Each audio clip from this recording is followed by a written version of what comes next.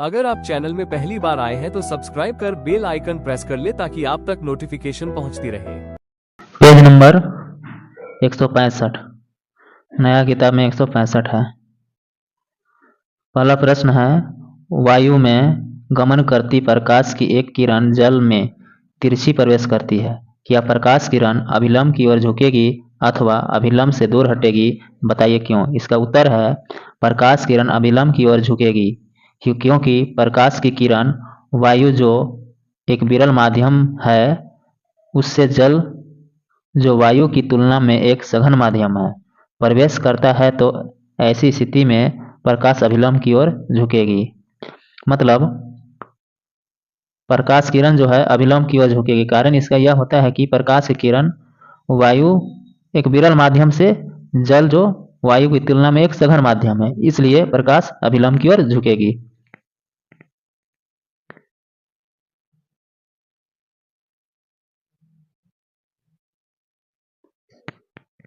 अगला सवाल, प्रकाश वायु से 1.50 अपूर्णांक की कांच की प्लेट में प्रवेश करता है।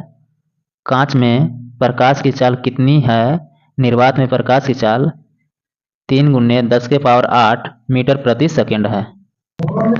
इसको हम इस तरह से बना सकते हैं, N21 equal V1 by V2। मतलब इसका हो जाएगा N21 जो है 1.50 इक्वल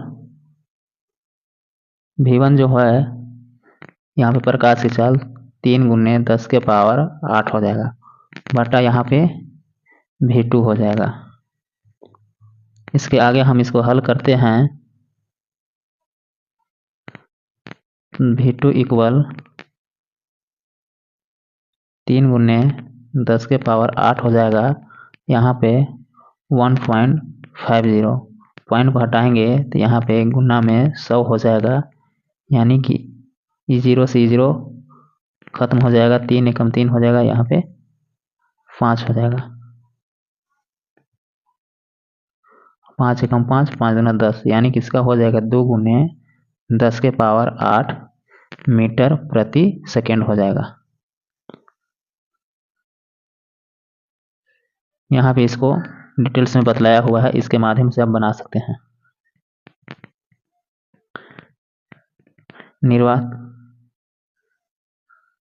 अगला क्वेश्चन थर्ड में, सारणी 10.3 में यहाँ पे 9 बोलेंगे, नया किताब में 9 हो जाएगा। अधिकतम प्रकाशीय घनत्व के माध्यम को ज्ञात कीजिए। न्यूनतम प्रकाशीय घनत्व के माध्यम को भी ज्ञात करना है। अधिकतम प्रकाशीय घनत्व के हीरा जिसका अपर्तनांक 2.42 है और न्यूनतम प्रकाशीय घनत्व का माध्यम वायु है जिसका अपर्तनांक 1.0003 है। अब इसका सारणी 9.3 में देख सकते हैं।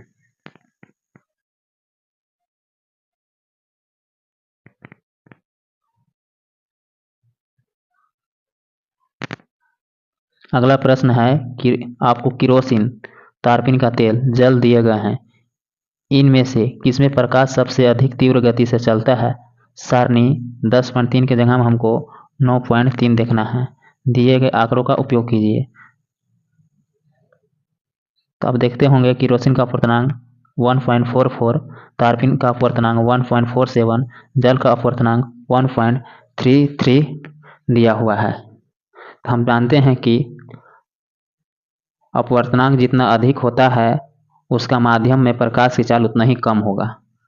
मतलब इस सब तीनों में से आप देख सकते हैं सबसे ज़्यादा प्रकाश की चाल जल के अपवर्तनांक में होगा और सबसे कम तारपीन का अपवर्तनांक में होगा। यहाँ पे लिखा हुआ है जल में प्रकाश की चाल सबसे अधिक है और तारपीन के तेल में प्रकाश की चाल सबसे कम है, क्योंकि जिसका अपवर्तनांक जितना अधिक होगा उस माध्यम में प्रकाश की चाल उतना ही कम होगी। जिस माध्यम का अपवर्तनांक जितना कम होगा उसमें प्रकाश की चाल सबसे अधिक होगी। अगला सवाल, हीरा का अपवर्तनांक 2.42 है, इस कथन का क्या अभिप्राय है? हीरा का अपवर्तनांक 2.42 है। इस कथन का मतलब है कि हीरा का प्रकाशीय घनत्व अधिक है, जिससे यह कठोर पदार्थ है और इसमें प्रकाश की चाल सबसे कम है। मतलब जो जिसका जितना ज़्यादा रहता है उसमें प्रकाश की चाल उतना ही कम होती है।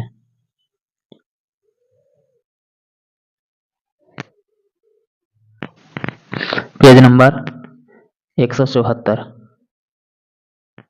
कहा गया है कि किसी लेंस की एक डायोप्टर क्षमता को परिभाषित कीजिए। तो यदि किसी लेंस की फोकस दूरी 1 मीटर है तो इससे लेंस की एक डायोप्टर क्षमता कहते हैं। अगला सवाल है, कोई उत्तल लेंस किसी सुई का वास्तविक तथा उल्टा प्रतिबिंब उस लेंस से 50 सेंटीमीटर की दूर बनाता है। यह सुई उत्तल लेंस के सामने कहाँ रखी है? यदि इसका प्रतिबिंब उसी साइज का बन रहा है जिस साइज का बिंब है तो लेंस की क्षमता ज्ञात कीजिए।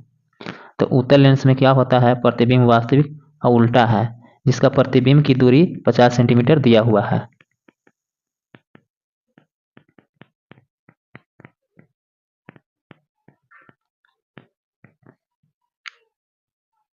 यहाँ पे हो जाएगा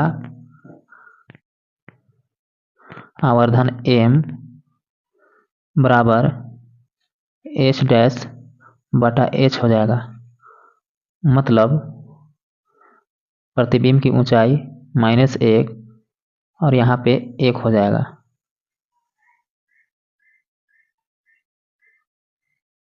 क्रॉस करेंगे तो ये -1 हो जाएगा, यानी m बराबर -1 आया, यानी कि -1 लिख सकते हैं। अब आवर्धन बराबर लेंस सूत्र से आप v/u लिख सकते हैं। तो यहाँ पे हो जाएगा -1 इक्वल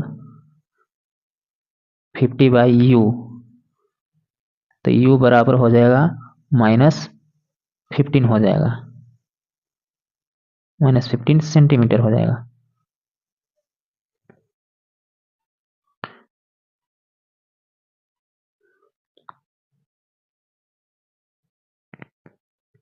प्रश्न में हमको लेंस की क्षमता ज्ञात करना है। तो लेंस की क्षमता यानी कि पावर बराबर 1/f होता है।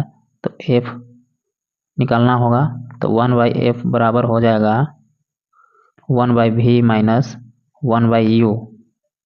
तो इसीलिए हम इसको 1/50 लिखेंगे, माइनस 1/-50 हो जाएगा। अगर ये दोनों हल करेंगे तो 1/50 प्लस 1/50 यानी कि ये हो जाएगा 50 हो जाएगा एलसीएम, यहाँ पे 1 यहाँ पे भी 1 यानी कि 2/50 हो जाएगा।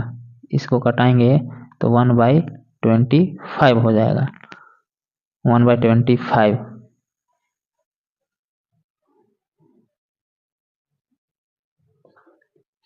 यानी कि f बराबर 25 हो गया। तो हमको लेंस की क्षमता निकालना है। तो लेंस की क्षमता होता है 1/f होता है। तो 1/f यानी कि 1/ यहाँ पे 25 हो जाएगा, जो सेंटीमीटर में है। मीटर में लाने के लिए हमको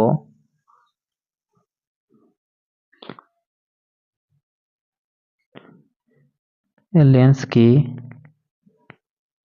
क्षमता बराबर 1/f होता है। तो 1/25 हो गया। तो 1/25 को हम मीटर में बदलेंगे, क्योंकि क्षमता जो होता है वो मीटर में ही होगा। तो यहाँ पे हो जाएगा 100/25 यानी कि 25 से 25, 25 से 100 यानी कि 4 डायोप्टर इसका आंसर हो जाएगा। आगे इसका विस्तृत बतलाया हुआ है, आप देख सकते हैं कैसे बनाया हुआ है इसे।